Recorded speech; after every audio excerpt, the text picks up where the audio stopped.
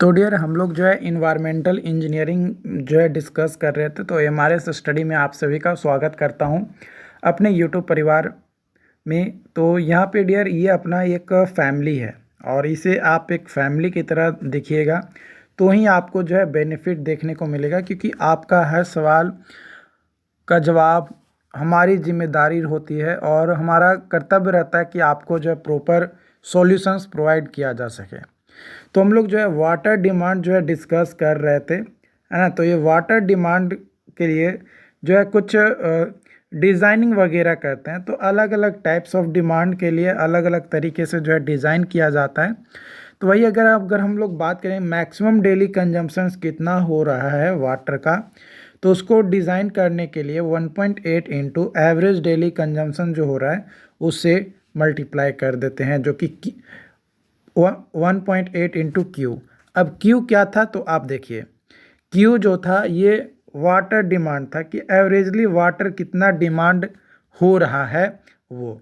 देखो क्यू को निकालने के लिए अलग अलग फार्मूलेज जो है थे, जिसमें जो मेन फार्मूलाज था जो कि पर कैपिटा वाटर डिमांड को कैलकुलेट करने का, वो था कि total yearly water requirement of city divided by population into 365।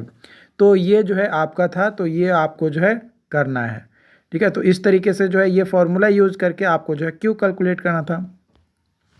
उसके बाद पीक आवर कंजम्पशंस, तो 1.5 into maximum daily consumption is equal to 1.5 into 1.8 into Q. तो यहाँ पे मल्टीप्लाई करेंगे तो 2.7 क्यू जो है आ जाएगा, जो कि पीक आवर कंजम्पशंस को रिप्रेजेंट करेगा। वही अगर मैक्सिमम आवरली कंजम्पशंस ऑन और पीक डिमांड की बात किया जाए तो इसको कैलकुलेट करने के लिए आवरली वेरिएशन फैक्टर जो कि 1.5 into maximum daily consumption divided by 24, जो कि 1.8 इंटू क्यू बाई 24 यानी 0.112 क्यू जो है आपका आ जाएगा। 0.112 क्यू जो है आपका आ जाएगा। उसके बाद बात करते हैं कोइंसाइडेंट ड्राफ्ट या डिमांड या सप्लाई, जो कि maximum daily demand into fire demand का प्रोडक्ट होता है।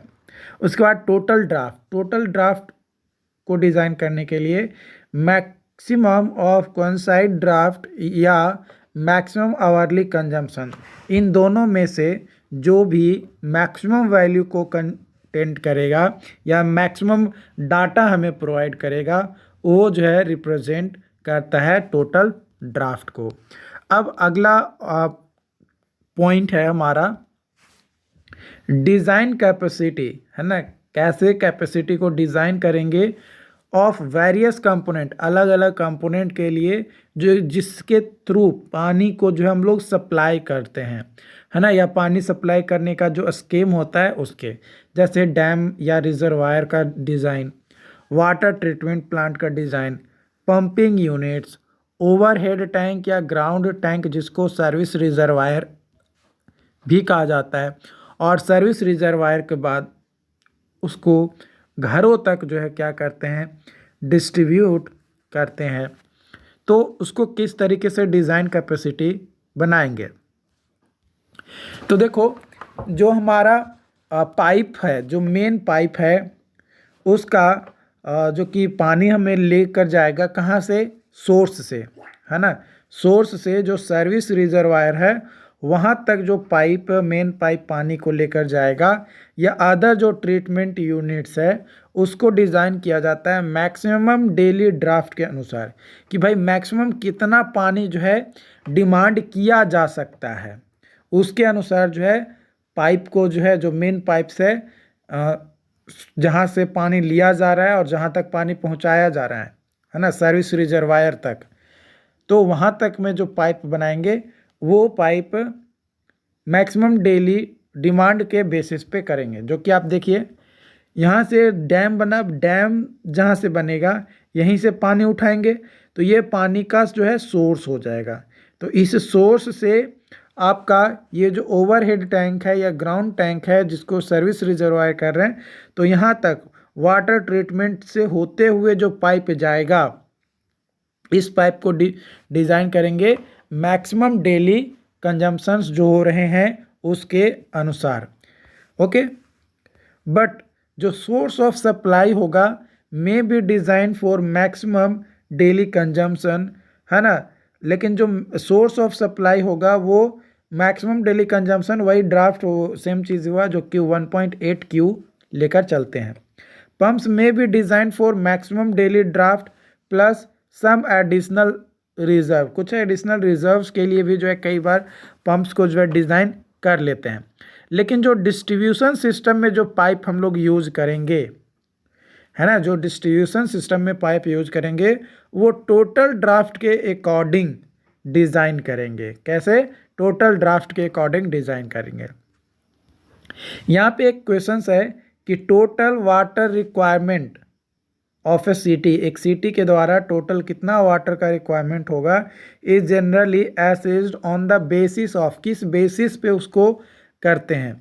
Maximum hourly demand, maximum daily demand plus fire demand, जिसको कोइंसिडेंट ड्राफ्ट कहा जाता है, और या तीसरा ऑप्शन है maximum daily demand plus average hourly demand, और चौथा है both A and B, any one greater, जो भी बड़ा होगा।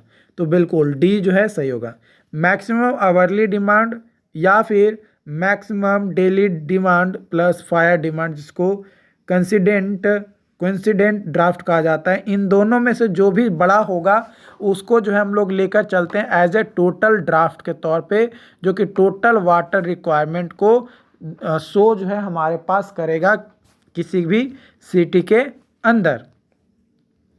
अगला है total water demand may be taken as, total water demand कितना लेकर चलेंगे? 135 LPCD, 120 LPCD या एक 210 LPCD या 270 LPCD। देखिए जनरली अगर बात किया जाए तो 135 LPCD जो है हम लोग लेकर चलते हैं, लेकिन इन हायर कंडीशंस 270 LPCD तक जो है हमारा जाता है, तो मैक्सिमम हम लोग वैल्यू को लेकर चलेंगे। देखिए यहाँ पे लो इनकम ग्रुप है और ये हाई इनकम ग्रुप को दर्शा रहा है। डिमांड ऑफ वाटर डोमेस्टिक में 50 to 60% जो कि 135 LPCD से लो इनकम के लिए और हाई इनकम के लिए 200 LPCD, ठीक है। लेकिन ये सिर्फ डोमेस्टिक के लिए। तो यहाँ पे जो क्वेश्चन बोला जा रहा है इसमें ऐसा नहीं बोला गया है कि सिर्फ डोमेस्टिक के लिए आपको बताना है, इसलिए इसको हम लोग काट देंगे। तो हम लोग लेकर चलेंगे लो इनकम ग्रुप के लिए। यही अगर डिफाइन कर देता कि लो या हाई इनकम ग्रुप के लिए बताइए तो ये अलग अलग डाटा जो है हमारा हो जाता, जो कि यहाँ पे आपका दिया गया है। वही अगर बात किया जाए इंडस्ट्रियल एंड कॉमर्शियल के लिए तो 20 to 25% होता है। लो इनकम ग्रुप के लिए 70 LPCD होता है, दोनों के लिए सेम। पब्लिक यूटिलिटीज़ में 5 to 10%, जैसे क्लब्स, होटल्स एक्सेट्रा, इसमें 10 LPCD सेम होता है। Thief's and leakages 15 to 20%, 55 LPCD लेकर चलते हैं। इस तरीके से टोटल वाटर डिमांड की बात किया जाए लो इनकम ग्रुप के लिए, है ना, LIG के लिए तो 270 LPCD, और हाई इनकम ग्रुप के लिए बात किया जाए तो 335 LPCD जो है लेकर चलते हैं, ठीक है। आगे बढ़ते हैं और अब हम लोग जो है यहाँ पे जो पॉपुलेशन फोरकास्टिंग देख रहे थे, इसमें आपको जो है ज्योमेट्रिक इंक्रीज मेथड का मैंने फॉर्मूला ऑलरेडी आपको बता दिया था। अरिथमेटिक इंक्रीज मेथड भी देख लिए थे हम लोग, और कुछ और भी मेथड्स हैं जिसकी मदद से हम लोग जो है क्या करते हैं, पॉपुलेशन को फोरकास्ट करते हैं, यानी फ्यूचरिस्टिक को देखते हुए हम लोग जो है कैलकुलेट करते हैं कि कितना पॉपुलेशन जो हमारा हो सकता है। तो यहाँ पे आपका है logistic curve method. If 3 population data spreaded at equal interval, है ना, 3 पॉपुलेशन डाटा दिया हुआ है और वो हमें पता है। जैसे ये ग्राफ आप देखो, है ना, ये ग्राफ की मदद से अगर आप देखना चाहो तो ये मान लो एक्स एक्सिस है और ये वाई एक्सिस है। यहाँ से पॉपुलेशन गया, ये इस तरीके से बढ़ा। तो यहाँ पे पी नोट दिया गया है, पी टी दिया गया है एंड पी एस दिया गया है। पी जो है वो इक्वल टू पी नोट है, कब?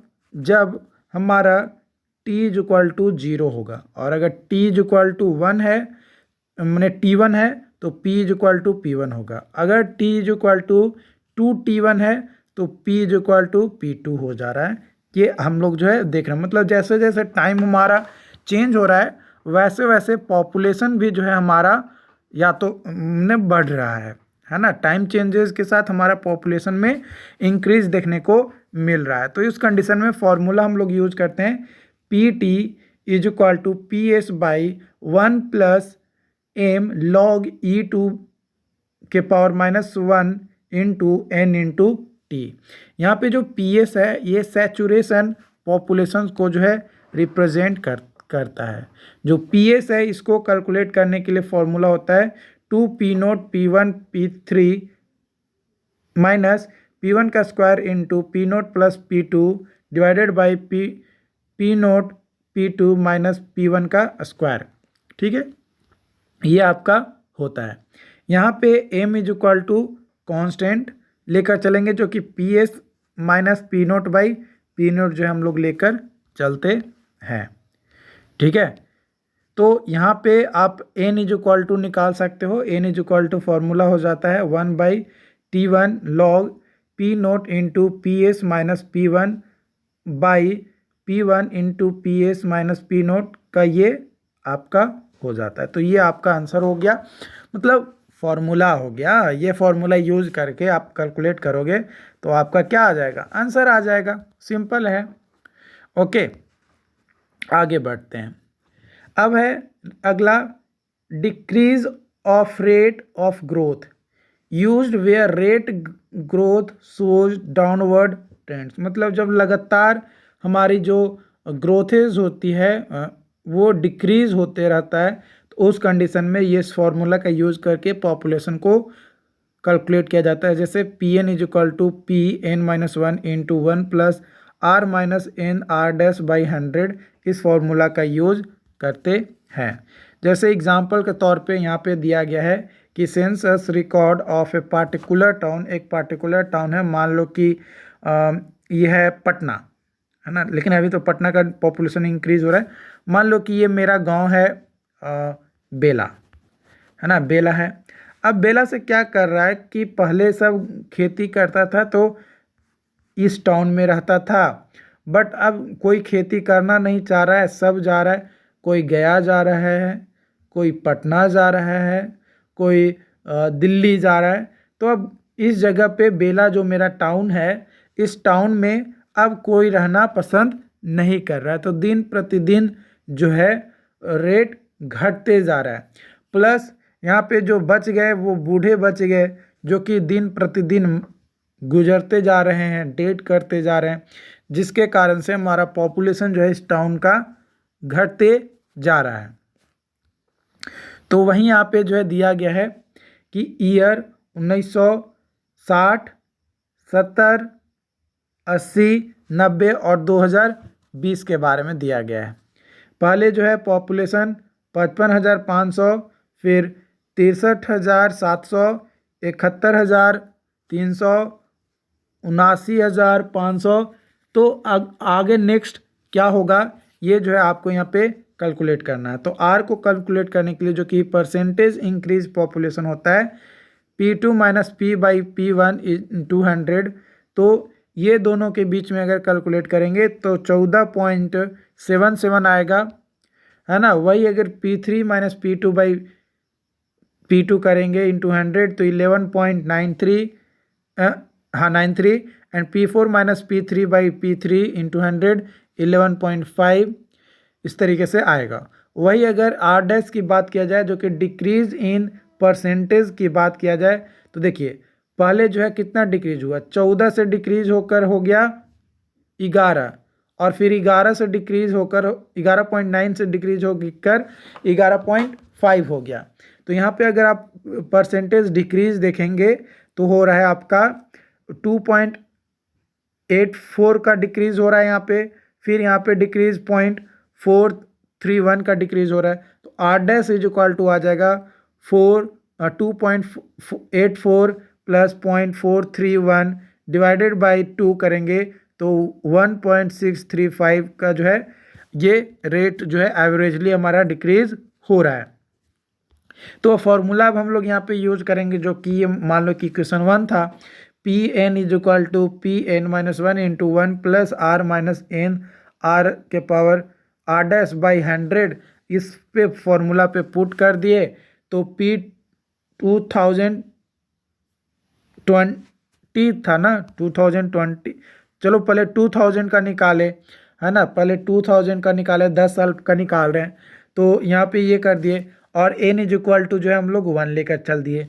वही अगर 2020 की बात किया जाए तो 1 फिर 10 फिर 20, यानी यहाँ पे 3 ले लेंगे, तो 3 से मल्टीप्लाई करके और यहाँ पे जो वैल्यू पुट कर देंगे, जो आंसर आ जाएगा वो डायरेक्टली जो है हमारा ये आ जाएगा, है ना। लेकिन नहीं, ये गलत है। क्यों गलत है?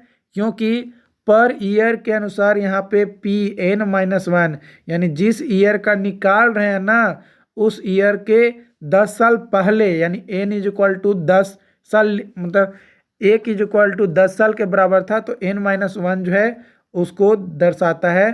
तो यहाँ पे आपको जो है ध्यान रखना है ना, कि कब का कर रहे हैं। तो यहाँ पे 1 से किए तो यहाँ पे आया आपका ये कैलकुलेट आ गया, फिर वही 10 करेंगे तो 2000 का पॉपुलेशन डाल देंगे, फिर इतना आ जाएगा, फिर 2020 का करेंगे तो 2010 का पॉपुलेशन डालकर कैलकुलेट करेंगे तो इतना जो है ये आपका आंसर आ जाएगा।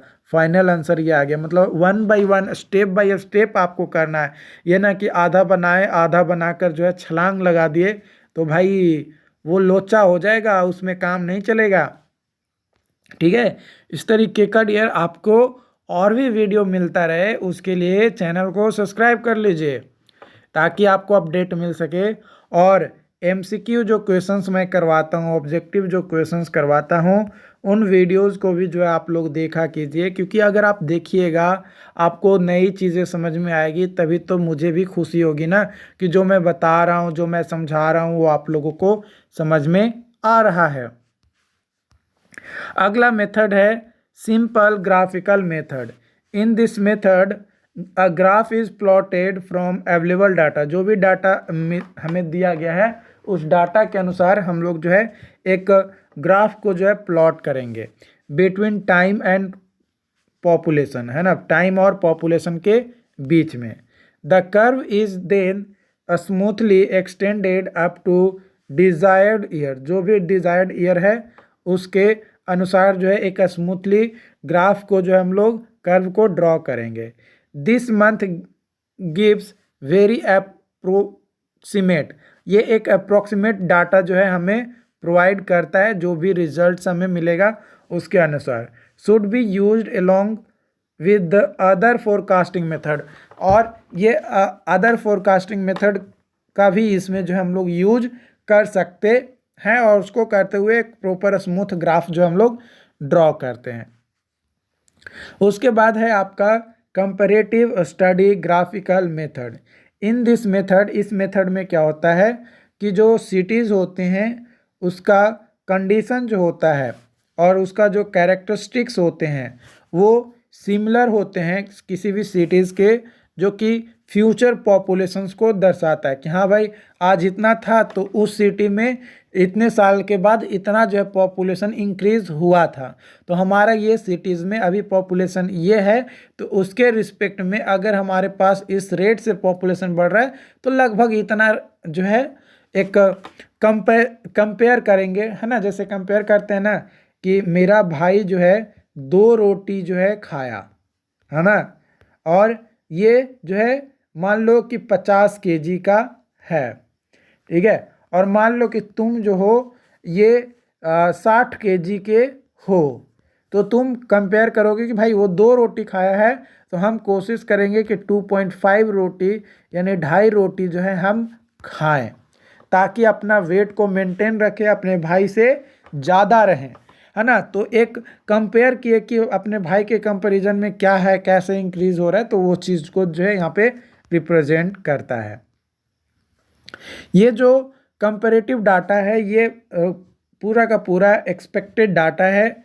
It is then assume that the city under consideration will develop as the selected similar cities have developed in the past, जो कि past में develop हो गया है उसके से compare करके जो है assume करके हम लोग ये डाटा निकालते हैं। उसके बाद अगला है रेशियो मेथड।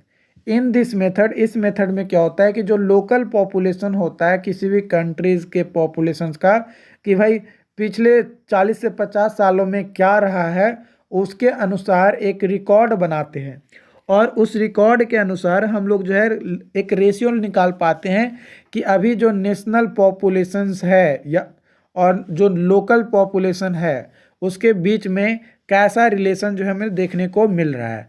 और उसके अनुसार हम लोग जो है एक ग्राफ को जो है ड्रॉ करते हैं, ये देखते हुए कि किस रेशियो से हमारा जो है पॉपुलेशन इंक्रीज हुआ था विद रिस्पेक्ट टू नेशन।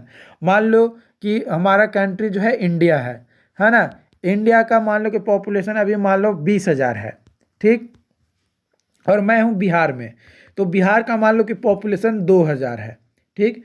तो 2,000 पॉपुलेशन और 20,000 पॉपुलेशन, तो ये मान लो कि 1990 के दशक में ये था।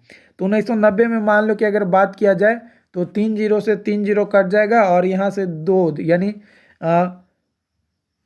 0.1 जो है मान लो कि चेंज हुआ है ना, 0.1 रेशियो था, ठीक। वही अगर बात किया जाए कि 2000 में अगर बात किया जाए तो 2000 में 2000 से ये हो गया 4000 और यहाँ पे जो नेशनल पॉपुलेशन है था यानी इंडिया का जो पॉपुलेशन था ये मान लो कि 30,000 ही हुआ, ठीक है। तो यहाँ पे देखेंगे कि हमारा जो है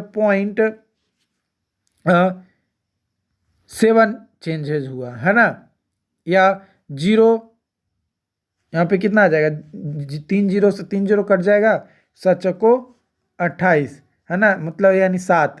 तो 7 अगर करेंगे तो 0.1 और 2 है ना, मान लो कि 0.12 हुआ तो 0.12 जो है कर देंगे।